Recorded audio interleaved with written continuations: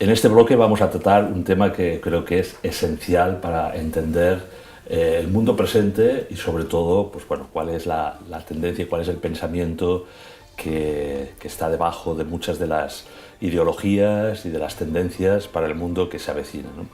Y vamos a hablar, por tanto, del nuevo gnosticismo. Para ello contamos con alguien que yo creo que es de excepción, ¿eh? El profesor Stefano Abate, bienvenido. Muy buenos días, muchas gracias, Albert. Él es profesor de filosofía, ¿no?, social en el Abat Oliba CEU en Barcelona. Has impartido las asignaturas de Historia del Pensamiento Político y Doctrina Social de la Iglesia en la misma universidad, en Barcelona. Profesor del Instituto Santo Tomás, también en Barcelona, ¿verdad? Ha sido premiado por varias academias pontificias, ¿no? Sí, en Roma. Sí, en Roma, sí. ¿No? Sí. Teología, Santo Tomás de Aquino. Correcto.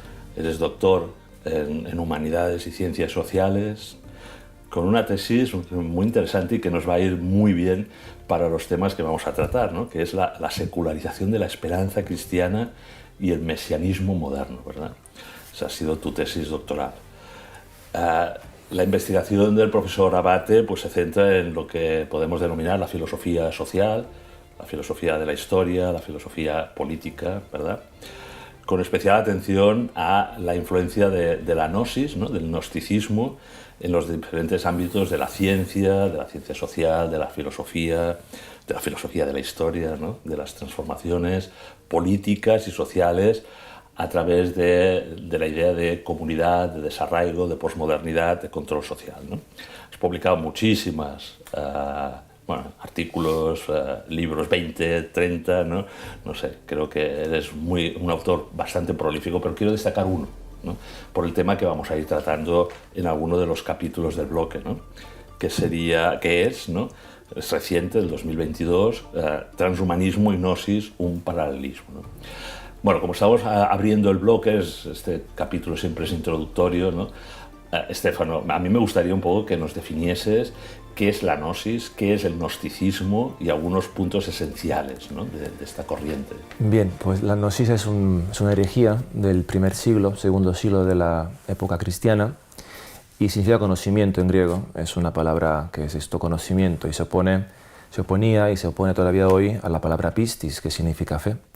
Y es un conocimiento que salva, un conocimiento salvífico, que es más bien un conocimiento de sí mismo, ¿eh? Yo me reconozco como salvado y perteneciente a un mundo que es otro. Y como tal, el mundo que vivimos es un mundo totalmente malo, un mundo que ha sido una degradación, y por esto tenemos que liberarnos de este mundo, porque es un mundo que nos ata, que nos obliga a vivir una forma que es triste, oscura. Es un mundo que debe ser superado y salvado por nosotros. Esa es la gnosis. Esa es la gnosis, ¿no? ¿Y el neuma? El neuma es la centella divina, sería, ¿no? Es lo realmente humano, para un gnóstico, es lo que es esta pertenencia a un mundo superior, que es el neuma, es el espíritu, que ha sido atrapado por la carne, por la materia, y por esto uno conoce a sí mismo por el neuma, y en ese sentido el neuma debe ser redescubierto, debe ser puesto a la luz, y eso se hace a través de unas acciones que hacen reconocer al mundo y a uno mismo que realmente no somos de este mundo. Bueno, yo creo que vamos a tener tiempo para desarrollar esta primera introducción, ¿no?, de definición de conceptos, ¿no?, para quienes nos están viendo y no están familiarizados con estos temas, ¿no? Lo que sí que me ha quedado claro por tu intervención y algunos artículos que te he leído es, bueno, que realmente nos interesa esa visión que parecería que es antigua, ¿no? Estamos hablando de antes incluso del cristianismo, como has dicho, ¿no?, o de la irrupción como herejía en el propio cristianismo hasta hoy, pensamiento posmoderno, contemporáneo. Bueno, lo que vamos a descubrir en el bloque es que está transversalmente, ¿no?, en muchas de las formas de pensamiento actual, y por eso en los 7 capítulos que vamos a ir desarrollando estas semanas, las próximas semanas, pues bueno, con calma y tranquilidad, porque es un tema que hay que saberlo digerir, ¿no?, pues vamos a estar contigo aproximándonos, ¿no?, a por qué es importante entender ese gnosticismo, ese nuevo gnosticismo, ¿no?, para comprender el pensamiento actual, contemporáneo y el del mundo que se avecina, ¿no? Los 7 capítulos los vamos a dividir en estos títulos, ¿no? que cada uno de ellos pues abordaremos con el profesor Abate, ¿no? El primero hoy, esta semana, pues filosofía de la historia, que es a lo que te dedicas, ¿no? Por tanto entender qué es. El siguiente pues abordaremos ya, ¿no? Con esta pequeña introducción que nos has dado, el gnosticismo, la salvación por medio del conocimiento. El tercer capítulo, la secularización de la esperanza cristiana, muy al hilo de tu tesis doctoral. El cuarto, transhumanismo y neognosticismo. Aquí nos encontramos tú y yo muchas veces en conversaciones y en algún otro debate. El quinto, la quinta semana, control social, posmodernidad y comunidad política. Abordaremos la penúltima semana, gobernanza global y agenda 2030. Y finalmente siempre nos gusta dar en el último capítulo un toque de esperanza, ¿no? Yo creo que esta vez el toque de esperanza es la educación, ¿no? Que tú también has tratado en alguna de tus publicaciones, la educación, la virtud para esta sociedad tecnológica, ¿vale? Bueno, pues si os parece, abordamos el primer capítulo, que es justamente a lo que te dedicas. Cuando te he hecho la presentación, pues yo me quedo con la idea de, bueno, esto de la filosofía y de la historia, y filosofía e historia no es un... No sé, defínenos un poco a qué te dedicas, sí, con esta disciplina. Bueno, esto es como un intento de entender el significado de la historia, ¿no? para la humanidad, para los hombres, que es algo muy novedoso en la historia de la humanidad, porque antes de Cristo esta conciencia histórica era bastante ausente, en el sentido de que las civilizaciones antiguas, desde los egipcios, también los griegos sobre todo, no tenían ese sentido que la historia era un progreso, que la historia era un desarrollo. Más bien, la contemplación de la naturaleza para los griegos significaba que la historia era más bien un círculo, y el ciclo natural correspondía al tiempo de los hombres. Y en ese sentido, la historia era más bien una nostalgia de un tiempo pasado, Edad de Oro, Atlántida, un tiempo de perfección que había sido perdido. Y en cambio, la irrupción del cristianismo permite este desarrollo histórico, permite que hay un punto de partida bien determinado, que hay un centro de la historia y un fin de la historia. Y además el principio y el fin coinciden, porque el alfa y el omega es Cristo. Entonces el cristianismo pone en marcha una esperanza en la historia, un desarrollo que, a pesar de los acontecimientos que conocemos en la humanidad, a pesar de este valle de lágrimas, muchas veces sabemos que la historia tiene un sentido, que a pesar de no ser una línea recta que va hacia el futuro, a pesar de muchas vueltas que puede dar la historia, sabemos cómo acaba este desarrollo. Y entonces esta disciplina es un poco reconstruir, ¿no? este patrón que la humanidad ha ido descubriendo, por un lado, y que la revelación ha dado como algo seguro y de fe. Claro, tú le das un toque, digamos, desde tu visión de creyente cristiano, pero mucha gente a lo mejor estará trabajando la historia como una ciencia de la historia, ¿no? Como un conocimiento del pasado humano, pero sin esta intencionalidad que tú le has dado, ¿verdad?, como sí, creyente, y parece que es, ¿no?, una visión marxista, una visión hegeliana, ¿no?, del conocimiento del pasado y sin una esperanza, ¿no? ¿Es así? Sí, pero me parece que es imposible entender el estudio histórico de la modernidad sin entender que esto ha sido una novedad cristiana. Es decir, para el mundo precristiano, como decía antes, no hay un interés histórico real. Esto ocurre con el cristianismo. Y entonces toda la modernidad filosófica, desde el marxismo, como tú has mencionado, el positivismo, la Revolución Francesa con todo lo que era la Ilustración, de algún modo bebe, ¿no?, de las categorías cristianas, de que hay un fin de la historia. Y este fin de la historia ya no es un plan divino, más bien es un plan de los hombres, ¿no? Los hombres hacen la historia, cansados de esperar que Dios haga su historia, pues los hombres entran y dicen, ahora toca a nosotros y vamos a intentar hacerla por nuestra cuenta, ¿no? Y yo creo que este cansancio, ¿no?, de la humanidad en la modernidad ha sido muy, muy importante en lo que es la revolución, que es un tema que tocaremos también, porque es una cierta acusación, ¿no? Como la gnosis es una acusación a Dios, que hizo las cosas mal. Así esta disciplina moderna de la historia acusa a Dios de que no cumple sus promesas, ¿no? Y por esto lo hacemos nosotros. Claro, por lo tanto sí que va a tener mucho que ver esa visión de la revolución gnóstica, ¿no?, que tú ya estás anticipando, ¿no?, con ese desencantamiento del mundo, ¿no? Con esa falta de esperanza, que sí que favorece la filosofía de la historia desde el punto de vista que tú estás planteando, cristiano. Y me gustaría saber entonces, bueno, ¿y la teología de la historia confluye en algún momento con la filosofía de la Bueno, ahí entramos en el ámbito de la revelación, ¿no? Sí. Ciertamente, habiendo recibido una revelación en lo que es el Evangelio, las cartas de San Pablo, de San Juan, de San Pedro y finalmente el Apocalipsis, hay unos acontecimientos que por fe sabemos que van a ocurrir y esto permite entender, ¿no?, los tiempos. San Agustín decía dos cosas muy bonitas. La primera era que nos hicimos cristianos por la esperanza de esos acontecimientos que van a ocurrir, ¿no? Por la esperanza nos hicimos cristianos. Y también, ¿no?, nos dice que a medida que pasen las cosas, a medida que los tiempos se van desplegando, podremos entender mejor el significado de la revelación, ¿no? Esto no es un historicismo, evidentemente, sino es que simplemente a medida que las cosas ocurran, la revelación también se va entendiendo más, ¿no?, desvelando, ¿no?, lo que significa en su significado. Claro, porque al final los filósofos, ¿no?, como tú, hacéis una reflexión sobre lo que es el ser humano, ¿verdad? Y también el papel que tiene la historia, pero de alguna manera, para después entender algunos de los aspectos que trataremos en próximos capítulos, ahí sí que vuestra aportación, y sobre todo como creyente, ¿no?, es entender, bueno, cuál es el significado del ser humano, cuál es su naturaleza, cuál es su misión, ¿no? ¿Verdad?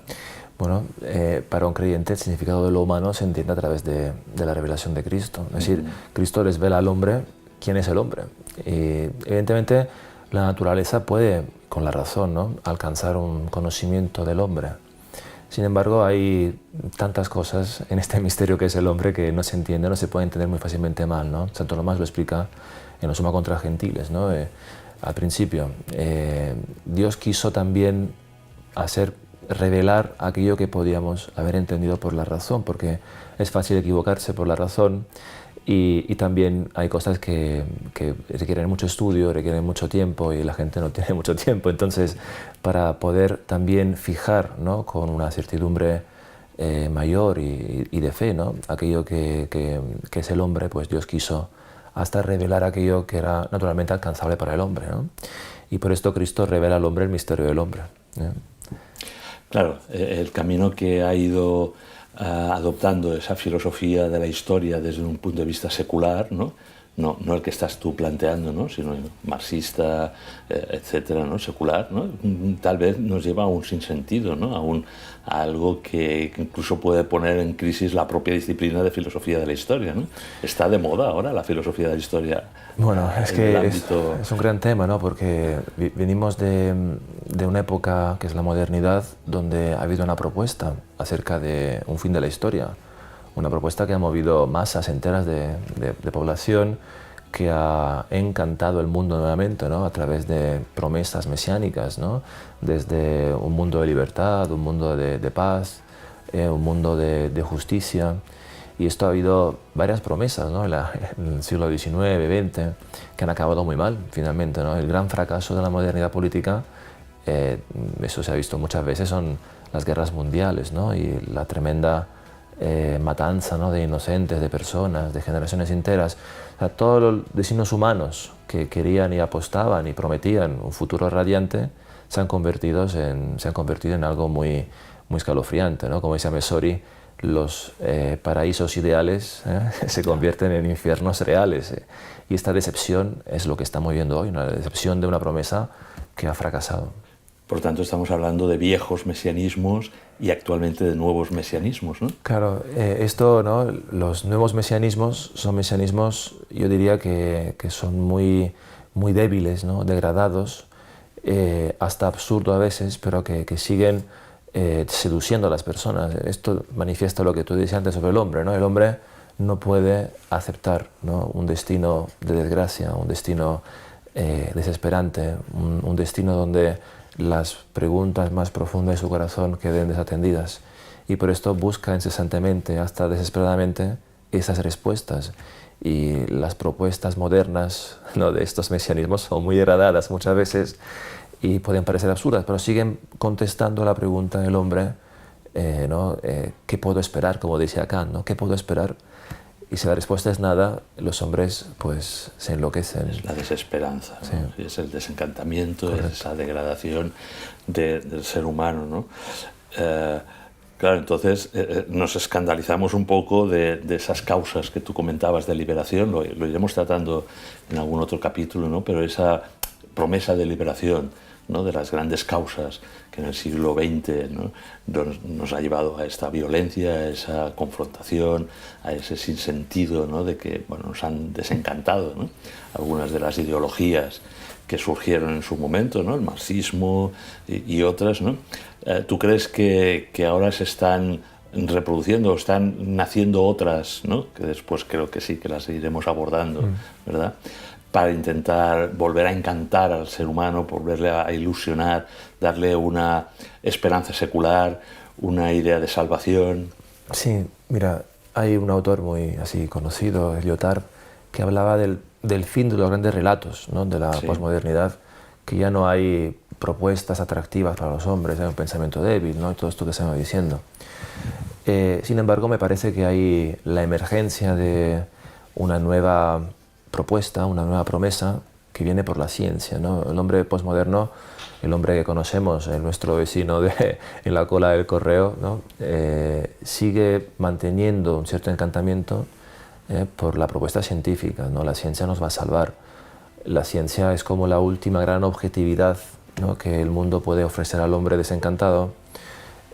Todo vale nada, todo es absurdo, sin embargo la ciencia nos permite una respuesta. Es sólida, ¿verdad? Claro, ¿no? Y esto da una seguridad al hombre, ¿no? A través de una propuesta pseudocientífica muchas veces acerca del cuerpo humano, acerca de la propuesta de mortalidad, acerca de la propuesta de salud, acerca de superación del dolor. Es decir, que hay una última, quizás última gran propuesta posmoderna, que es la ciencia, que parecía haberse derrotado detrás de los campos de concentración, de los intentos eugenéticos, ¿no? Sin embargo, ha vuelto a resurgir de la ceniza la ciencia, como que ha vuelto a encantar. La tecnología, ¿verdad? La tecnología, claro. Las tecnociencias, las antropotecnias, ¿no? Correcto. ¿Verdad? Y entonces tú dices que es la última oportunidad.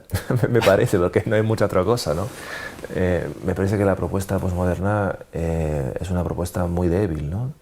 Y que la única gran fuente de objetividad que puede dar a los hombres en el mundo desencantado es que la ciencia nos va a salvar. Y esta ciencia ha hecho pasos agigantados, evidentemente, y la ciencia la tenemos en el bolsillo, ¿no? Si estamos perdidos con el coche, tenemos GPS y nos salva muchas veces. A mí me salva muchas veces, ¿eh? Y entonces, esta experiencia... Son salvaciones pequeñas, ¿no? Sí, pero que remiten a las mayores, ¿eh? Remiten a las mayores. La experiencia del hombre cotidiana, de algún modo, debe ser analógica a lo que es la gran propuesta, ¿no? Última propuesta de salvación. Y por esto creo que los grandes avances científicos que todos conocemos y que tenemos en el bolsillo, repito, nos invitan, no nos seducen ya de antemano para la propuesta tecnocientífica, pseudocientífica de salvación por la técnica, ¿no? Casi como una pseudo-religión. Bueno, es que el hombre no puede dejar de creer en algo, ¿no? Se ha dicho muchas veces, ¿no? que no hace falta creer en Dios y en el más allá. Marx insiste mucho sobre esto, ¿no? Que hemos de desestructurar, ¿no? Atacar lo que es la familia de Nazaret, ¿no? Sin embargo, el hombre no puede dejar de creer, no puede dejar de creer en algo, ¿eh? San Agustín también lo dice muy bien, ¿no? La antropología agustiniana en esto es fenomenal para lo que estamos diciendo. Hay una necesidad humana de poner la confianza en alguien, y este alguien puede... ¿O en algo? Sí, algo sí, que luego para quien cree es un alguien, ¿no? Alguien en mayúscula, pero no, alguien minúscula. Sí, pero minúscula, este alguien ¿no? siempre se convierte en una persona, ¿no? Solo podemos relacionarnos con una persona.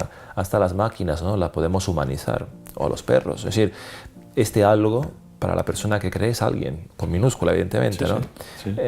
Porque necesito que este algo se convierta para mí en una relación humana. Y por esto los perros son humanizados, y por esto el Estado es un padre, y por esto hay tanta ¿no? personificación, ¿no? de algo, ¿no? de cosas. O sea, ¿tú crees que efectivamente estas nuevas pseudo religiones que nos están proponiendo, ¿no? Vía el nuevo gnosticismo, al final tienen que encarnarse? Bueno, todo el tema de la inteligencia artificial, el tema de los robots, el tema de esos asistentes pseudo cyborg, ¿no? que vienen al hombre para sacarlo de su soledad y tal, pues no dejan de ser un alguien con minúscula que para la persona realmente son su vida diaria. Y esto me parece que se está dando, ¿no?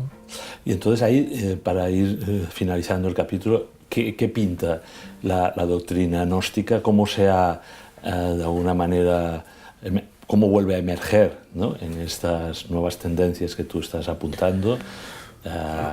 Como de la antigüedad, ¿no? Con la idea de salvación a través del conocimiento, ¿no? Ahora sería a través del conocimiento científico-técnico. Sí, yo diría dos cosas. La primera es que hay una cosmovisión muy negativa. La gnosis es una cosmovisión desgraciada, ¿no? Y el hombre posmoderno tiene esta cosmovisión, ¿eh? ¿Ah, sí? La vida es algo que pesa, la vida es un dolor, la vida es algo malo, ¿no? Casi sería mejor no haber nunca nacido. Esta es tremenda esta frase, ¿no? Y a la vez que se produce esta cosmovisión tan negativa, hay una propuesta, ¿no? Por el conocimiento científico, por el conocimiento de uno mismo, ¿no? Un despertar de uno, que finalmente ha entendido que hay un camino, ¿no? Para salvarse a sí mismo a través de sí mismo. Son los iniciados, claro, ¿no? Los iluminados, ¿no? Los despiertos, ¿no? Sí, hemos entendido que el mundo antiguo estaba mal y venimos a arreglarlo, ¿no? Ya. Y esto lo hacemos a través de un descubrimiento de mí mismo, de mi fuerza, de mi capacidad, a través de la ciencia, de la técnica. Antes lo hacía el saber, los saberes, ¿no? Y ahora es el conocimiento científico. Yo creo que hay dos cosas, ¿eh? Un conocimiento de uno mismo como un despertar, y esto está en muchas doctrinas como la doctrina woke, ¿no? Y todo esto, o la New Age, ¿no? Que New es Age una también, interiorización, ¿no? La Correcto. interioridad, el sí mismo, el desarrollo. Todo esto está conectado, ¿crees? Todo, ¿no? Está todo conectado. Todo esto está conectado. Es esa visión contemporánea o posmoderna, ¿no? Que detrás está entonces el gnosticismo. Yo creo que sí. Yo creo que es una categoría que nos permite entender muchas más cosas, ¿no? Es un paradigma que si conseguimos reducirlo en su complejidad a un patrón... Hay un patrón gnóstico. Un patrón gnóstico, como hacían otros autores, ¿no? Hans Jonas, Feigelin, pues conseguimos entender mucho mejor lo que está pasando, porque si no, creo que faltan piezas, ¿no? En el puzzle para entenderlo, ¿no?